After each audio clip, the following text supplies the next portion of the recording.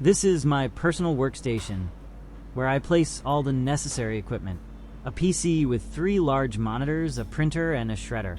It has many drawers to store small items, and importantly, it can move around on 4 wheels.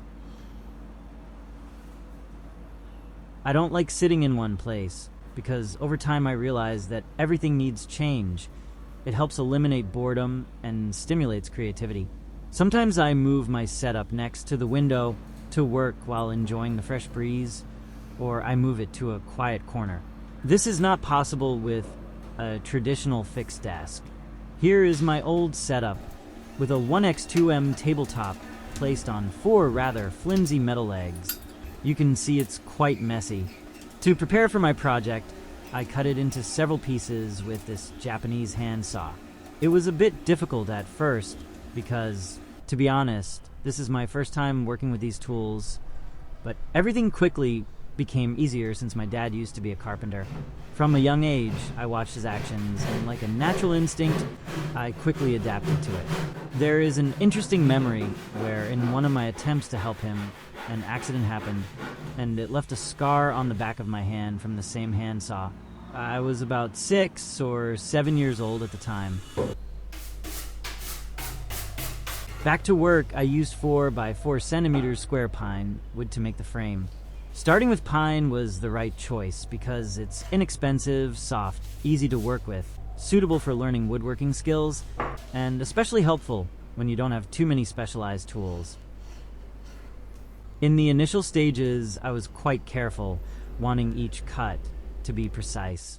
The excitement made me hardly feel tired, and after a day, I realized I had only completed the amount of work that a professional could do in 10 to 20 minutes.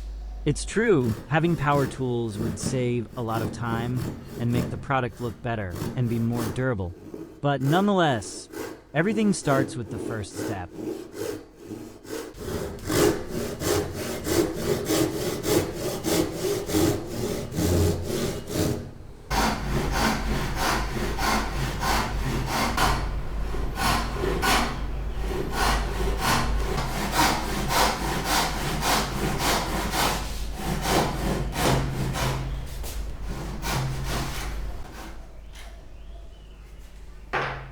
This is the most basic joint in woodworking called a HalfLaap or something like that.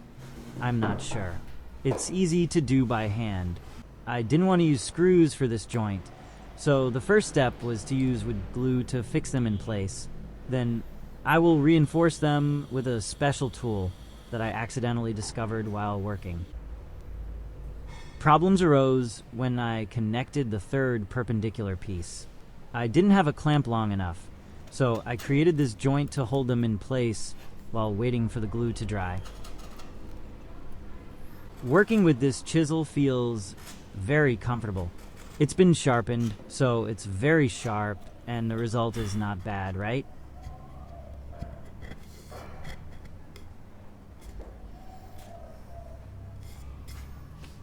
To reiterate, this joint is simply to keep the wooden pieces perpendicular while waiting for the glue to dry, so we don't need to worry about its sturdiness.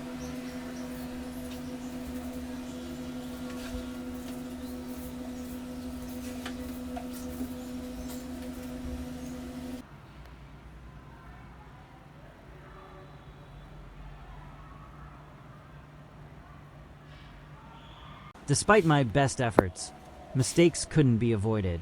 There's a big gap and I need to fix it. I used a chisel to shave off thin layers of wood, trimmed them to fit the gap, and then filled it with glue.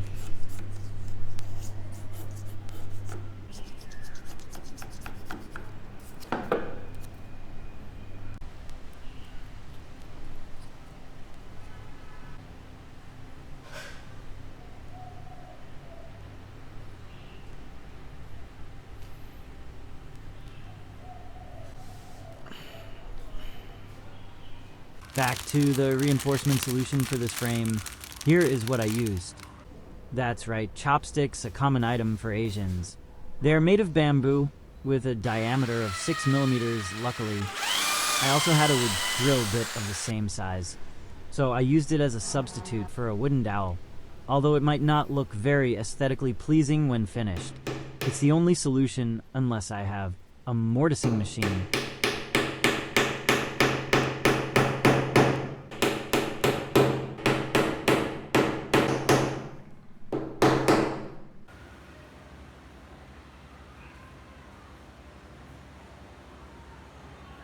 After completing the frame, the next step is to make it functional. The PC will be mounted first, and this is the process of making the base for it. A lot of cuts were involved, and my skills have improved significantly. This is a part of my old desktop, and those wooden pieces are fragments from the cabinet where I kept my PC. Everything needs to be reused. If I place the PC inside the frame, the remaining space will be small. So I decided to place it outside the frame with the overhanging part of the wood serving as a spot for it.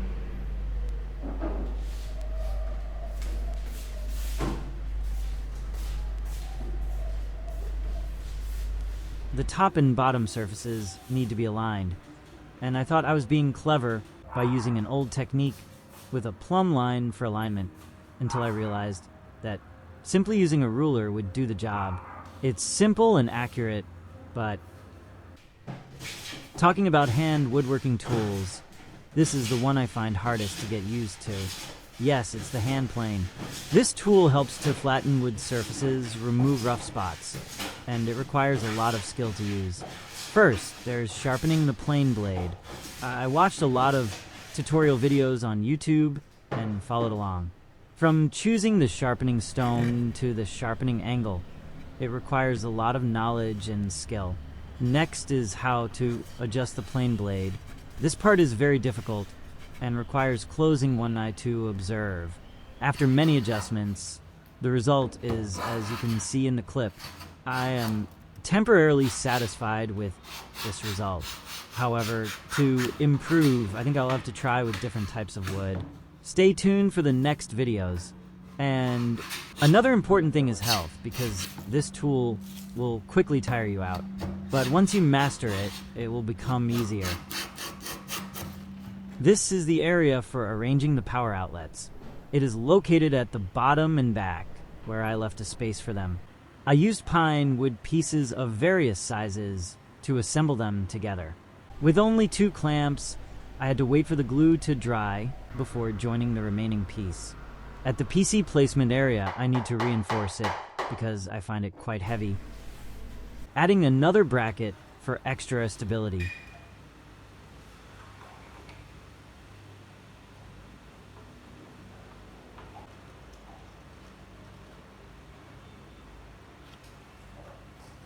The top panel is 1.4 m long, while the frame is only 80 centimeters. So I added this extension bar to prevent it from bending under the weight of the monitor. This part was not in the design, and this is the only solution for now.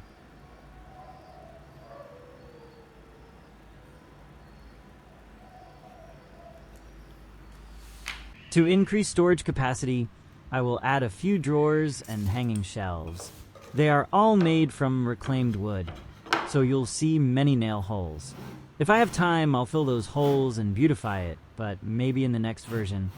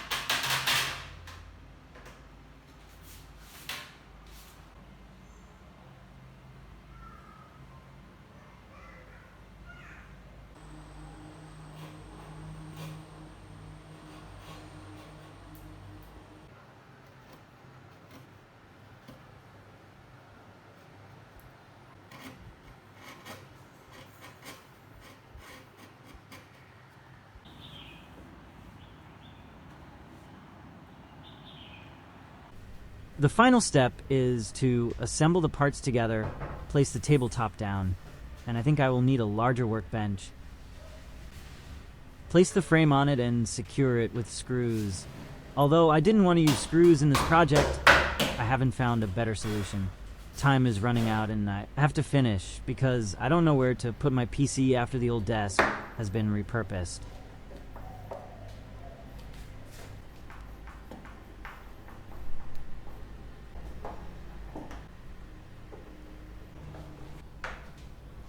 And don't forget the initial goal when starting this project, which is mobility.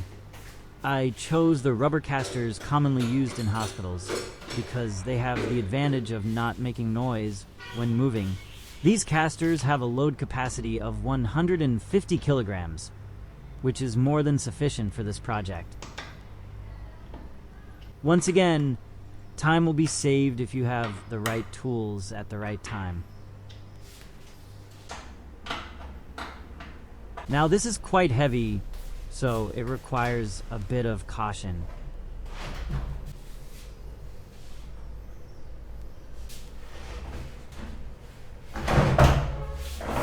But once it stands on its four wheels, everything becomes simple.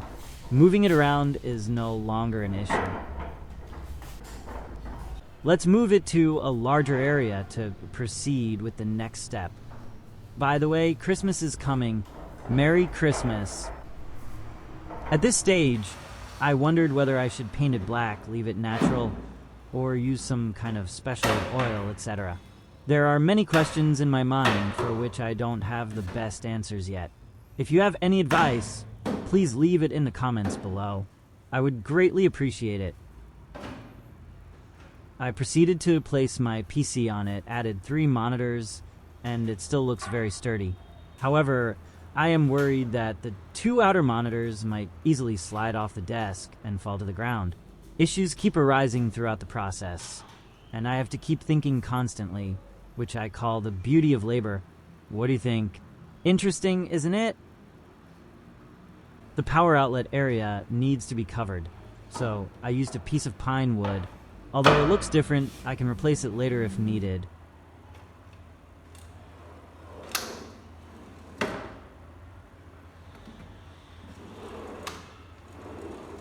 Finally, managing this messy tangle of wires. The best option now is to use zip ties to bundle them into groups.